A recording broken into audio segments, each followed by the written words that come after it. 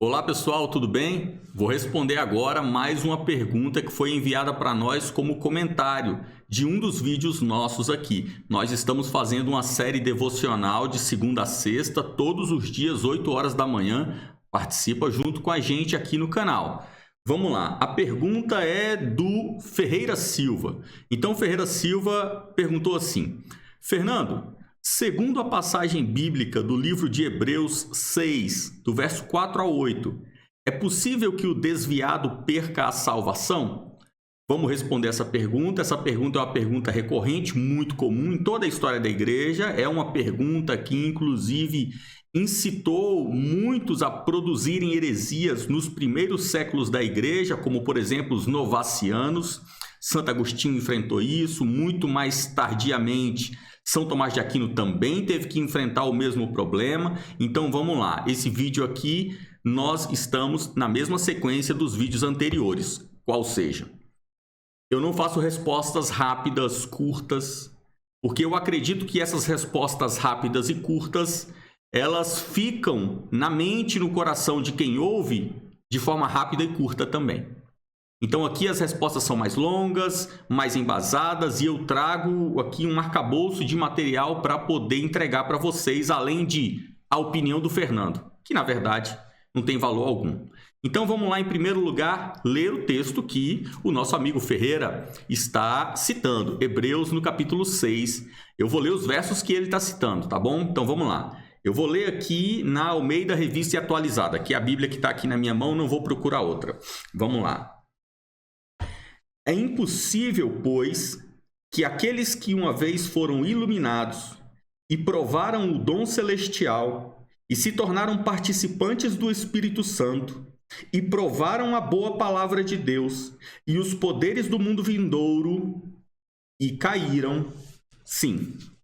É impossível outra vez renová-los para arrependimento, visto que, de novo, estão crucificando para si mesmos o Filho de Deus e expondo-o à ignomínia.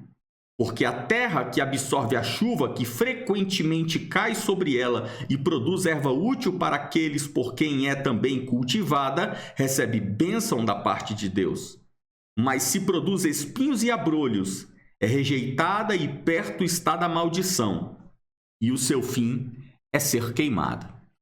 Esse é o texto, realmente à primeira vista dá a entender esse aspecto que a gente simplifica numa linguagem muito popular, perder a salvação, né? Mas concordo, dá a entender isso. Porém, a gente tem que fazer uma análise mais profunda e é isso que eu quero fazer aqui com vocês. Por exemplo, vamos começar, antes de recorrer a teólogos, autores, vamos começar recorrendo ao próprio texto? Então, vamos ler aqui o verso 1, 2, 3, que é o verso que vem na sequência, aquilo que a gente chama de background, né? Aqui, vamos ver do que o autor estava falando. Então, vamos lá, vamos ler a partir do verso 1. Por isso, pondo de parte os princípios elementares da doutrina de Cristo, deixemo-nos levar para o que é perfeito, não lançando, de novo, a base do arrependimento de obras mortas e da fé em Deus, o ensino de batismos e da imposição de mãos, da ressurreição dos mortos e do juízo eterno. Isso faremos, se Deus permitir. Aí ele vem com o verso 4. É impossível, pois, que aqueles que uma vez foram iluminados. Primeiro ponto aqui. O autor da Epístola aos Hebreus, ele está conversando com o seu público e ele está dizendo para o público o seguinte: olha, vamos conversar sobre assuntos profundos e avançados? Não vamos falar aqui, tratar aqui de assuntos básicos, assuntos iniciais, como arrependimento de obras mortas, fé em Deus, ressurreição, batismo, imposição de mãos, juízo eterno. Então ele está falando, ó, esses assuntos mais fáceis a gente vai fazer em outra ocasião, se Deus permitir. Então vamos aqui para assuntos mais profundos. Aí ele vem no verso 4. É impossível, pois, ou seja, ele vai falar aqui de apostasia. Então você veja que, primeiro, não é um assunto fácil, iniciante, um assunto dos primeiros que o cristão lide. Segundo ponto, ele não está falando sobre perder salvação, ele não está falando sobre ganhar salvação. A gente vai falar muito sobre isso daqui a pouco. Vamos primeiro esclarecer o texto de Hebreus. Ele está dizendo o seguinte: não é um assunto inicial, ou seja, não vamos falar sobre aquilo que acontece dia e noite, cotidianamente, vamos falar sobre algo mais profundo. Então, esse ponto avançado que o autor aos Hebreus está dizendo é: aqueles que ele traz uma lista de acontecimentos, aqueles que uma vez foram iluminados, provaram o dom celestial, se tornaram participantes do Espírito Santo, provaram a boa palavra de Deus e os poderes do mundo vindouro e caíram. Então aqui o autor do livro dos Hebreus, ele está dizendo 5 características que vieram sobre um cristão: iluminação, dom celestial, participação com o Espírito Santo, boa palavra de Deus, poderes do mundo vindouro. O que são poderes do mundo vindouro?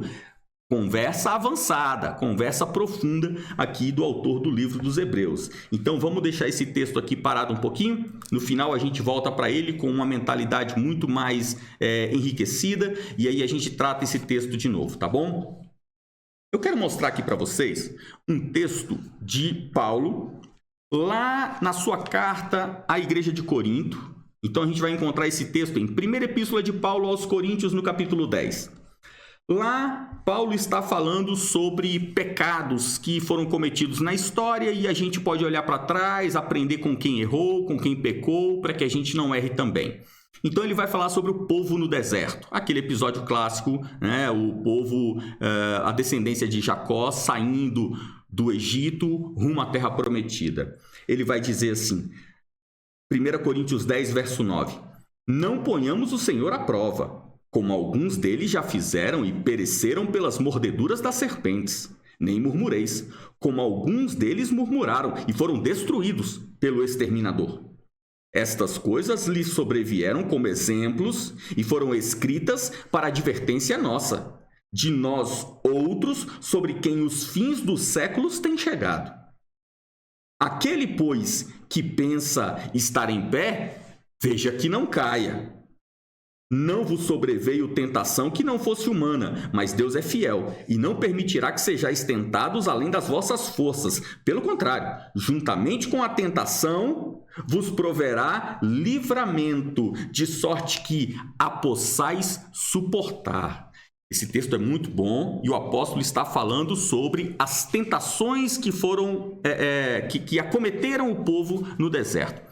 Aqui Paulo está dizendo, olha, aquele povo foi um povo abençoado, foi agraciado. Eles receberam o maná de Deus, eles tinham a coluna de fogo e nuvem, eles viram a água jorrar da rocha, eles atravessaram o Mar Vermelho, tiveram diversas graças. Não obstante, acabaram desobedecendo a Deus. Então o apóstolo Paulo está dizendo, então presta atenção, gente. Se aquele povo que via Deus face a face, via Deus no monte, se aquele povo pecou, presta atenção. Cuidado para que você que acha que está de pé, não caia. Então aqui nós temos o autor ao livro aos Hebreus, temos Paulo aqui na carta aos Coríntios e vamos então aqui fazer um mergulho, uma imersão em diversos outros textos que eu fui coletando de grandes autores que são de conhecimento aí de todos vocês, para que a gente tenha muito material para embasar aqui a nossa resposta. Vamos lá. Para começar a nossa exposição, eu quero primeiro esclarecer essa expressão que é muito utilizada no meio cristão, que é a expressão salvação, ser salvo. Então a gente tem diversos textos na Escritura que falam sobre salvação. Por exemplo, eu fiz aqui uma busca e encontrei a palavra salvação no Evangelho de Lucas por 5 vezes. Não encontrei nenhuma vez a palavra salvação, exatamente essa palavra salvação, no Evangelho de Mateus, nem no Evangelho de Marcos, mas no Evangelho de Lucas encontrei 5 vezes. Encontrei em Lucas 1, 69, 77, Lucas 2, 30, 3, 6 e 19, 9. Por exemplo, a gente encontra no Cântico de Zacarias 2 vezes a palavra, no verso 69 e 77. Encontramos também no Cântico de Simeão, quando ele pega o bebezinho Jesus e ele fala, agora eu posso morrer porque já vi a salvação. Então aqui nós temos 5 vezes a palavra salvação. E o que é salvação? É uma palavra que não tem um significado único, portanto, não é um substantivo de fácil compreensão, como livro, como cadeira. A palavra salvação é uma palavra que traz a nós um arcabouço de conhecimento que pode se referir a situações diferentes. Então, a gente precisa entender, por exemplo, quando no Velho Testamento você vê reis pedindo de Deus a salvação em combate, é claro, ele quer ser salvo dos seus inimigos que estão ali se lançando sobre ele. Quando nós vemos no Cântico de Zacarias, pelo Espírito Santo de Deus, Zacarias anunciando que o seu filho, João Batista, virá para proclamar a salvação de Deus aos povos, não só aos judeus, aos povos, é claro que é muito mais do que salvação em campo de batalha. Então aqui nós temos a palavra salvação como uma palavra que vai derivar de soter, salvador. Soter é aquele que traz a salvação, mas nós temos a palavra soterion ou sotérias, que é a ação do Salvador, é a própria salvação. Então você veja que esse adjetivo soter, ele é um adjetivo que foi inclusive utilizado não apenas por Jesus Cristo, ele foi um adjetivo concedido a diversos governantes, como imperadores romanos, que eram chamados de imperador fulano de tal, soter, ou seja, ele era o salvador daquele povo. Como também na dinastia dos Ptolomeus no Egito, no norte da África, também nós tivemos o famoso Ptolomeu Soter, ele era o salvador daquele povo. Quando Jesus nasce, Jesus ele é o Soter. Por quê? Porque ele é o verdadeiro Salvador. Ele é aquele que vem salvar o homem, independente da sua naturalidade, da sua cultura, ele vem salvar o homem. Salvar de quê? Quando nós falamos que o cristão é salvo, né? Eu estou no corpo de Cristo, eu sou um servo de Cristo, ainda que pecador, mas eu sou salvo em Jesus Cristo. Salvo de quê? Então, é muito importante que a gente entenda isso daqui, porque é difícil falar sobre é possível perder a salvação se nós não soubermos salvação de quê? Por exemplo, as pessoas podem se lembrar, talvez você tenha pensado nisso num primeiro momento, salvação da morte. Porque nós sabemos que Cristo teve em si o cumprimento da profecia quando diz que não permitirás que o seu filho sofra corrupção, não permitirás que o seu corpo seja corrompido, ou seja, Jesus ele não teve uma degradação do corpo, né? Uma putrefação do corpo quando Jesus foi sepultado. Jesus teve o seu corpo intacto. Nós sabemos que Jesus, após morrer, no terceiro dia, ele ressuscita. E nós sabemos que essa ressurreição de Cristo ela foi conquistada também para nós, ou seja, nós também ressuscitaremos, graças a Deus, pela força do seu poder. Da mesma forma que ele ressuscitou o seu Filho amado, ressuscitará a nós também. Então, quando nós falamos de salvação, estamos falando da salvação da morte. Mas aí eu tenho uma pergunta a fazer. Se a salvação se refere à morte, você está salvo? É impossível você ser salvo da morte se você está vivo, porque você só pode ser salvo daquilo que vem lhe acometer. Ou seja, eu só fui salvo de coisas que eu poderia perder e não perdi. Então, por exemplo, com relação à morte, após morrermos e ressuscitarmos, nós poderemos cantar nos céus que nós fomos salvos por Deus, porque nós morremos. Você morreu, o seu corpo pereceu. E quando você rompeu com a sua vida humana, você não foi aprisionado no Hades, como Jesus também não foi aprisionado. Então Deus te salvou daquela situação de perdição. Você foi salvo. Nós estamos vivos. Nós não fomos salvos da morte, porque nós estamos vivos. A própria vida já é uma salvação da morte. Quando nós olhamos para a Escritura e nós encontramos o apóstolo Paulo falando aqui em 1 Coríntios de, olha, cuidado, aquele que está em pé, cuide para que não caia. A gente pode também olhar um outro texto lá na Epístola de Paulo aos Romanos, no capítulo 6, onde Paulo diz assim: que diremos, pois? Permaneceremos no pecado para que seja a graça mais abundante? De modo nenhum. Como viveremos ainda no pecado, nós, os que para ele morremos? Ou porventura ignorais que todos nós que fomos batizados em Cristo Jesus fomos batizados na sua morte? Fomos, pois, sepultados com ele na morte pelo batismo, para que, como Cristo foi ressuscitado dentre os mortos pela glória do Pai, assim também andemos nós em novidade de vida. Porque se fomos unidos com ele na semelhança da sua morte, certamente o seremos também na semelhança da sua ressurreição, sabendo isto, que foi crucificado com ele o nosso velho homem, para que o corpo do pecado seja destruído e não sirvamos o pecado como escravos. Jesus é o nosso soter, ele é o nosso salvador. E qual foi a salvação que Cristo nos trouxe? Quando nós falamos que nós somos cristãos, que nós somos salvos em Cristo Jesus, nós podemos sintetizar de uma forma muito correta, teologicamente falando, essa salvação em duas. Porque Jesus ele nos traz duas salvações. Jesus nos traz uma salvação nesta vida e uma salvação para a próxima vida.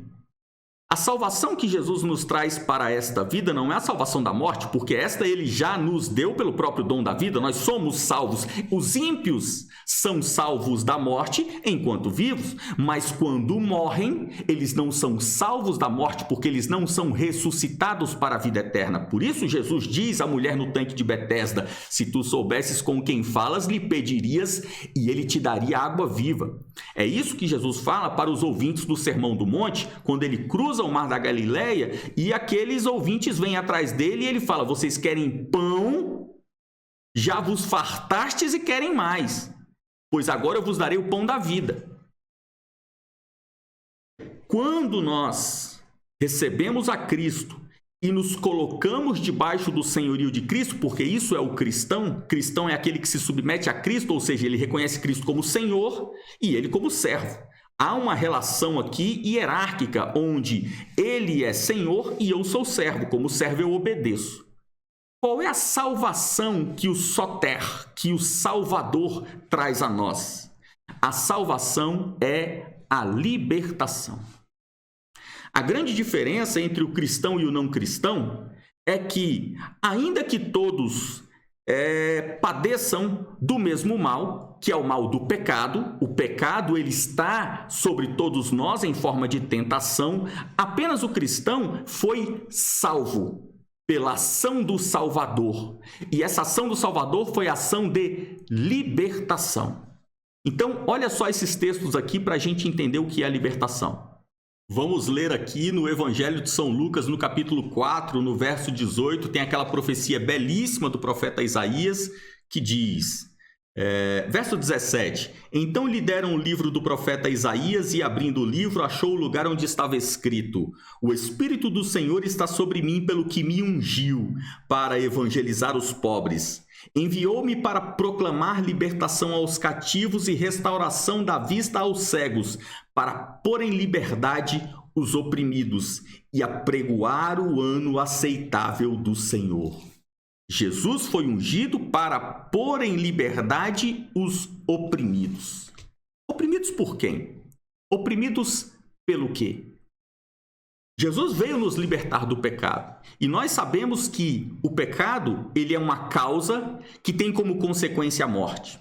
Quando Jesus vem e ele prega, quando Jesus vem e ele evangeliza, quando Jesus vem e ele liberta os oprimidos, ele liberta os oprimidos do domínio do mal, do domínio do príncipe deste mundo, ou seja, daquela fraqueza que não dá ao homem forças para vencer o mal. Por isso nós sabemos que todos aqueles que não estão debaixo do senhorio de Cristo, eles estão debaixo do serviço de Satanás, eles estão debaixo do serviço do mal, como nós também estávamos antes de nos colocarmos debaixo do senhorio de Cristo. Quando Cristo liberta o homem, ele liberta o homem do pecado. Portanto, enquanto nesta vida nós, cristãos, podemos falar que nós somos salvos por Jesus Cristo, salvos de quê? Salvos do pecado. Nós somos salvos da prisão do pecado. Agora, nós vivemos a salvação da morte de forma promessa. Nós temos a esperança, e a nossa esperança é uma esperança vã, a nossa esperança é uma esperança arriscada? Não é, negativo, não é. O apóstolo Paulo irá dizer, a nossa salvação de espera, a salvação da morte, ela é uma salvação segura. Por quê? Porque Deus nos deu uma segurança que faz com que seja indiscutível a sua salvação. Deus deixou em nós o Espírito Santo. Como o Espírito Santo está em nós, Deus virá resgatá-lo num determinado momento. Então, Deus deixou o Espírito Santo como um penhor, prometendo que um dia ele irá voltar para pegar o Espírito Santo. E quando ele voltar, ele nos tomará para si. Então, essa daqui é a salvação da qual nós gozamos hoje nessa vida. Agora, para te dar uma fundamentação teológica, para que você entenda aqui, olhando para a obra de gigantes da fé, eu quero trazer para você 3 grandes autores. Então, vamos começar aqui com São Tomás de Aquino. São Tomás de Aquino tem na sua Suma Teológica, né? Todo mundo conhece aí a Suma Teológica de São Tomás de Aquino. Eu tenho aqui comigo aquele volume que é o 6º volume, né? Que é o volume da Suma contra os Gentios. A Suma contra os Gentios, eu vou ler aqui para vocês no livro 3, no capítulo 156, tá? Suma contra os Gentios, livro 3, capítulo 156, ele tem o título Quem perdeu a graça pelo pecado pode novamente ser reparado pela graça. Esse capítulo ele vai ter 8 itens, os 8 itens são excelentes para você entender esse tema, não dá para ler os 8 itens aqui, senão o vídeo vai ficar muito longo, então eu vou ler especialmente aqui o item 5, que eu gostei bastante, vou ler os 5 em diante, vamos ver. Além disso, nas obras de Deus não há frustração, como nem nas obras da natureza, pois a natureza recebe o que tem de Deus. Ora, uma coisa se moveria em vão se não pudesse atingir o fim. Logo, é necessário que aquilo que por natureza deve ser movido para atingir o fim, o atinja.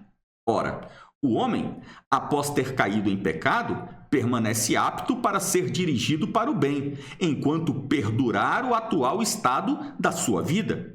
E os sinais disto verificam-se no desejo do bem e na dor pelo mal, que ainda permanecem no homem após o pecado. Logo, é possível que o homem, após o pecado, seja reparado pela graça que nele opera. Além disso, nenhuma potência passiva encontra-se na natureza que não possa ser reduzida a ato por uma potência ativa natural. Por isso, muito menos haverá na alma humana alguma potência que não seja reduzível a ato pela potência ativa divina.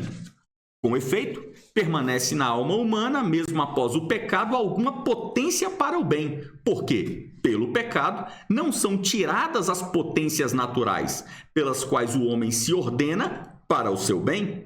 Por isso, ela pode ser reintegrada no bem pela potência divina. E assim o homem, pelo auxílio da graça, pode conseguir a remissão dos pecados. Santo Agostinho está falando aqui na linguagem... Santo Agostinho. São Tomás de Aquino está falando aqui na sua linguagem muito clássica da filosofia aristotélica, onde ele se refere a ato e potência. Ele está dizendo que o homem ele tem potência para fazer o bem. Até mesmo o homem ímpio, né? E principalmente aqui no aspecto salvífico, nos é interessante falar sobre o homem ímpio e a potência para o bem. Por quê?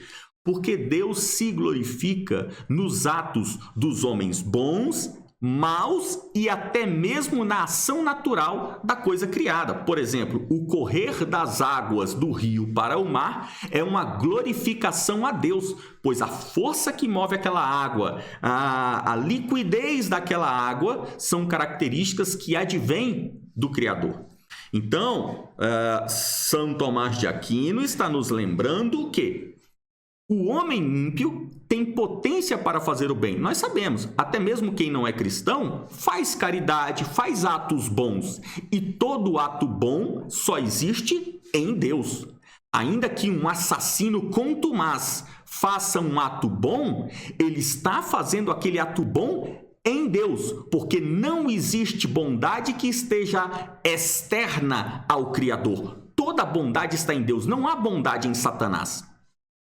Então, São Tomás de Aquino está nos dizendo que o homem ímpio tem potência para o bem. O que dirá o homem que foi agraciado pela graça salvífica de Cristo? Então, se alguém foi agraciado pelo Sóter, pelo Salvador, pelo Libertador, este alguém não pode mais ter potência alguma para o bem? Ora, é claro que sim. E aqui São Tomás de Aquino está nos lembrando de algo muito importante. A lei de Deus está sujeita a Deus. A gente tem que entender isso porque muitas pessoas acham que Deus está debaixo da lei.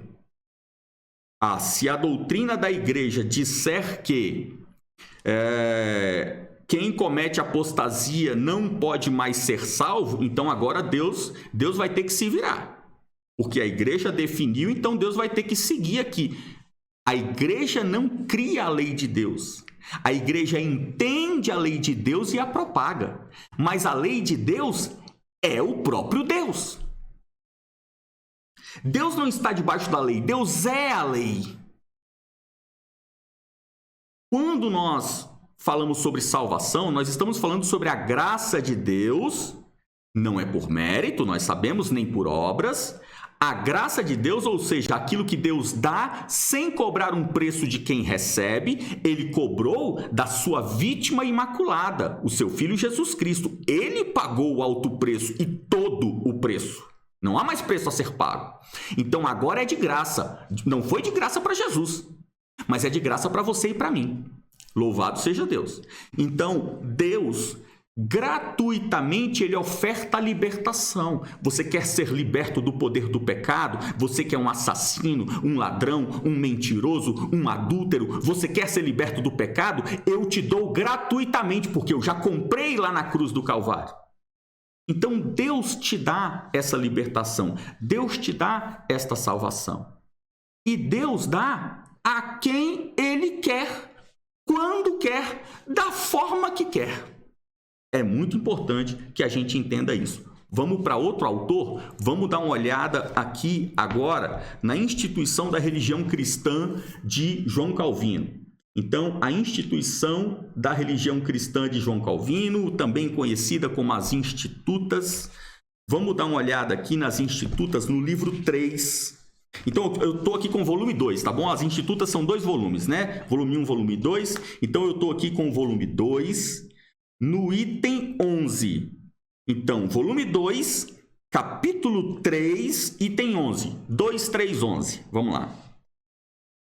Quanto ao que se diz que Deus purifica sua igreja de todo o pecado e que promete a graça de sua libertação por meio do batismo e que a completa em seus eleitos, referimos-nos mais à acusação do pecado que à matéria dele. É certo que Deus faz isso ao regenerar os seus, para abolir neles o reino do pecado, pois lhes subministra a virtude do Espírito dele, com a qual se tornam superiores e vencedores na luta. Mas o pecado somente deixa de reinar, não de habitar. Por isso dizemos assim: o velho homem é crucificado e a lei do pecado está abolida nos filhos de Deus, de tal maneira, no entanto, que neles restam resquícios do pecado, não para dominá-los, mas para humilhá-los com a consciência de sua debilidade. E confessamos de fato que esses resquícios não lhes são imputados, como se não estivessem neles. Mas afirmamos, ao mesmo tempo, que se dá exclusivamente pela misericórdia de Deus que os santos sejam libertados dessa acusação, os quais, de outra maneira, seriam com razão pecadores e réus diante de Deus. O que João Calvino está dizendo? Ele está dizendo o seguinte: olha, todos os homens têm o mal da tentação. E o mal da tentação está sobre todos. Mas os cristãos são libertos do pecado.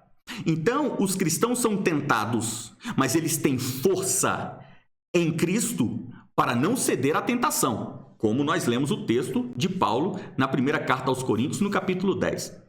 Então, o que João Calvino está dizendo é: Deus não te julgará pelas tentações que você sofre. Deus julgará os nossos atos, ou seja, as tentações que nós cedemos. Então, as tentações às quais nós cedemos, nós as praticamos com os membros do nosso corpo e elas se tornam pecados, desobediências a Deus. É importante que a gente entenda esse ponto aqui que o João Calvino está esclarecendo. Por quê? Porque existe uma forma de se expressar dentro do cristianismo que é uma forma teologicamente errada. Pessoas que dizem assim, todos somos pecadores. É verdade, com certeza, todos somos pecadores. Por que todos somos pecadores? Por exemplo, eu posso chamar São Francisco de Assis de um pecador? Posso. Eu posso chamar o apóstolo Paulo de um pecador? Sim, ele mesmo dizia que ele era o mais miserável dos pecadores. Por quê? Porque eles já cometeram pecado em algum momento de sua vida. Todos nós somos pecadores porque todos nós pecamos. É aquele episódio onde Jesus diz, ok, vamos apedrejar a moça, não tem problema. A lei diz que tem que apedrejar, ok. Vamos lá, quem não tem pecado pode começar. Atira a primeira pedra. E Jesus fica esperando e não vê nenhuma pedra voando. Aí Jesus fala, uai, mas nós não íamos apedrejar a moça? Eu não estou vendo ninguém. Então todos nós somos pecadores. Porque nós já cometemos pecado. Não é de uma forma abstrata. Somos pecadores abstrativamente, teologicamente. Não, nós somos pecadores de fato. Nós praticamos atos pecaminosos ao longo de nossa vida. Agora, o cristão que diz, eu sou pecador, como uma muleta para continuar pecando? Opa, peraí. Esse daí não entendeu nada. Esse daí não tem salvação para perder, porque ele nunca ganhou. Poxa, eu posso perder a minha salvação? Olha, meu amigo, em primeiro lugar, para você perder a sua salvação, você precisa tê-la. É impossível perder aquilo que você não tem. Por exemplo, é impossível que eu perca R$1 milhão. Eu não tenho.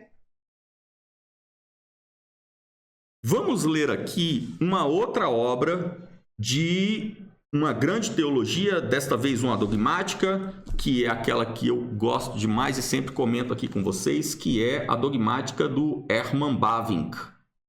Eu estou aqui com o volume 4, você está vendo aí, volume 4, capítulo 4, lá no item Santificação e Perseverança. Então, Herman Bavinck, volume 4, capítulo 4, Santificação e Perseverança, ele vai dizer assim: ora, a questão com respeito a essa doutrina da perseverança não é se aqueles que obtiveram uma verdadeira fé salvadora não podem, deixados a si mesmo, perdê-la novamente por sua própria culpa e por seus próprios pecados. Também não é se, às vezes, toda a atividade, coragem e conforto da fé realmente cessam e a fé se esconde sob os cuidados da vida e os prazeres do mundo. A questão é se Deus sustenta, continua e completa a obra da graça que começou, ou se ele permite que ela seja eventualmente arruinada pelo poder do pecado. A perseverança não é uma atividade da pessoa humana, mas um dom de Deus. Agostinho viu isso claramente. Somente ele fez uma distinção entre dois tipos de graça e considerou possível uma graça da regeneração e da fé que, por si mesma, podia ser perdida e que, para sua existência contínua, tinha de ser aumentada por uma segunda graça, a graça da perseverança. Essa segunda graça, então, é um dom acrescentado. Não tem conexão com a primeira e não tem, de fato, qualquer influência fora da vida cristã. Então, aqui, nesse item, o Herman Bavinck vai fazer uma espécie de uma história da teologia. Ele vai falar o que a Igreja Católica Romana fala sobre perseverança dos santos, o que a Igreja Católica Ortodoxa fala sobre a perseverança dos santos, o que a Igreja Reformada fala, os remonstrantes, menonitas, quáquers, metodistas. Ele vai fazer um apanhadão geral. Eu estou fazendo um resumão aqui dessa parte que é muito boa quando ele vai falar da teologia agostiniana. Por quê? Porque se você fizer uma consulta à obra Contra os Hereges, de Santo Agostinho, você verá que o santo ele vai falar sobre dois tipos de graça: a graça para regeneração e a graça para manutenção, perseverança da fé. Então, Santo Agostinho vai dizer que Deus, com a sua graça, ele nos regenera. O que é regenerar? É voltar a um estado antes da degradação. Poxa, que estado é esse? O estado original do homem, que é o estado do Adão antes da queda. Nós sabemos que apenas 2 homens na história da humanidade foram feitos perfeitamente à imagem e semelhança de Deus: Adão e Jesus Cristo. Por quê? Porque eles não vieram de um espermatozoide humano. Eles foram criados diretamente pelo Pai Criador, Yahvé. Adão, todos nós sabemos, ele não teve uma mãe. Adão veio diretamente de Deus, criado por Deus. E Jesus Cristo? Jesus não teve um pai. Jesus não teve um pai humano. O pai humano de Jesus é o Espírito Santo de Deus, como está escrito nos Evangelhos, que é a sombra de Deus, né? O Espírito Santo de Deus cobre com sua sombra a Virgem Maria. Então, nós sabemos que Jesus ele não foi feito à imagem e semelhança de José. Jesus ele é um com o Pai, e Adão também. Mas Adão perde essa semelhança após o pecado. Então, quando Jesus nos regenera com a sua graça, ele nos regenera aquela situação antes do pecado. E por isso o apóstolo Paulo vai dizer na sua carta aos Romanos que, prestem atenção, vocês não são mais escravos do pecado. Romanos capítulo 6, que diremos, pois? Permaneceremos no pecado? De modo nenhum. Como viveremos ainda no pecado? Nós, os que para ele morremos. Nós morremos para o pecado. Não é certo você falar, eu sou um pecador, sabe como é, eu vou pecando e pedindo perdão. Sim, isso é o que nós fazemos, mas isso não pode ser a vida passiva do cristão. O cristão não é chamado para ser passivo. O cristão é chamado para ser um agente ativo neste mundo. Você precisa entender que você foi salvo dos domínios de Satanás. Não perca essa salvação, meu irmão. Poxa, Fernando, mas tudo bem, mas o que eu quero saber é... Dá para perder ou não dá? Olha, gente, temos muitos cristãos dentro da igreja que nunca ganharam a salvação.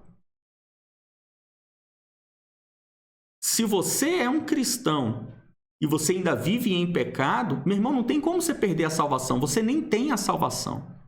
Você não é liberto. Você ainda está como o apóstolo Paulo a caminho de Damasco, quando Jesus olha para ele e fala, Saulo, Saulo, é duro recalcitrar contra os aguilhões. Paulo era um exemplo do judaísmo. Paulo era o maior fariseu da sua época. Paulo era o maior mestre da lei. Paulo dominava a lei judaica. Paulo não era um corrupto, um hipócrita. Não! Paulo era dos zelosos, ele era do grupo dos zelosos, daqueles que eles seguiam a lei de Moisés de forma tal que ele aprisionava, ele batia, ele, se precisasse for, ele matava os hereges. E por isso ele perseguia os cristãos, porque na visão de Paulo, o cristianismo é uma heresia ao judaísmo. E quando Jesus encontra com Paulo, ele fala, Paulo, você está preso. Você está acorrentado e não sabe. Você está acorrentado e você está tentando correr, você está tentando se mover, você está tentando prender os cristãos e você não percebe, você está tropeçando. Olha aí, você está no chão. Meu irmão, tem muitos cristãos que estão dentro da igreja que vai ver, eles são até zelosos. Eles não são cristãos comuns. Eles são zelosos da lei de Deus e estão recalcitrando contra os aguilhões. Então, meu irmão, não pense você que a salvação é algo que, quando você passa por um determinado ritual, ou do batismo, ou da Eucaristia, ou um momento onde você sentiu alguma coisa, uma coisa estranha dentro de você, aí Deus pegou e te deu um negócio. Ele te deu uma coisa. Aí aquela coisa que ele te deu chama salvação. Aí pronto, agora você está tranquilo. Não, meu irmão. Deus te deu a salvação libertadora do pecado. Você está liberto do pecado? Faça uma análise na sua vida. Porque não pode haver nenhum pecado que te aprisione. Poxa, Fernando, mas aí eu faço uma análise e eu encontro. Ok, maravilha, isso é uma ótima notícia. Porque você conhece a Cristo, você conhece o libertador, você conhece o Salvador. Se você conhece o Salvador, confesse o seu pecado a Ele e diga: Senhor Jesus, o Senhor é o libertador, o Salvador. Salva-me também a mim, liberta também a mim, liberta-me deste pecado aqui, XYZ, liberta-me desse pecado. Porque estando debaixo do teu senhorio, eu não posso ser servo de nenhum outro senhor, apenas de ti. E Jesus te libertará. E aí você poderá bater no peito e falar: eu sou salvo. E eu provo para você. Você quer que eu te prove como eu sou salvo? Anda comigo 3 dias que você vai ver. Anda comigo 5 dias. Anda comigo 1 semana que você vai ver se eu sou salvo ou não sou. Eu não estou preso por nada. Meu irmão, todos nós temos que andar livremente por esse mundo para mostrar a diferença a todos entre os libertos e os prisioneiros, entre os salvos e os condenados ao pecado. Vamos voltar para Hebreus? Hebreus 6, verso 4. É impossível, pois, que aqueles que uma vez foram iluminados, provaram o dom celestial, se tornaram participantes do Espírito Santo, provaram a boa palavra de Deus, os poderes do mundo vindouro, e caíram. Sim, é impossível outra vez renová-los para arrependimento, visto que de novo estão crucificando. Veja, primeiro, não está falando de salvação. Segundo, não está falando que é impossível salvá-los, está dizendo é impossível outra vez renová-los para arrependimento. O autor aos Hebreus está dizendo que essas pessoas que provaram de todas essas coisas maravilhosas que poucos na igreja provaram. As pessoas que provaram de todas essas coisas tão maravilhosas e caíram em pecado e voltaram a se colocar na prisão do pecado, é impossível outra vez renová-los para arrependimento. Eles não vão mais se arrepender do pecado. Eles vão viver dentro da igreja, vão viver rezando, orando, vão viver cantando louvores, vão viver ali e nunca mais vão se arrepender dos seus pecados. Eles vão falar: não, isso aqui não é pecado. Não tem mais como renovar essa pessoa, visto que, de novo, estão crucificando para si mesmos o Filho de Deus. Último ponto. O autor da epístola, a palavra de Deus, não está dizendo que é proibido renová-los para arrependimento. Está dizendo que é impossível.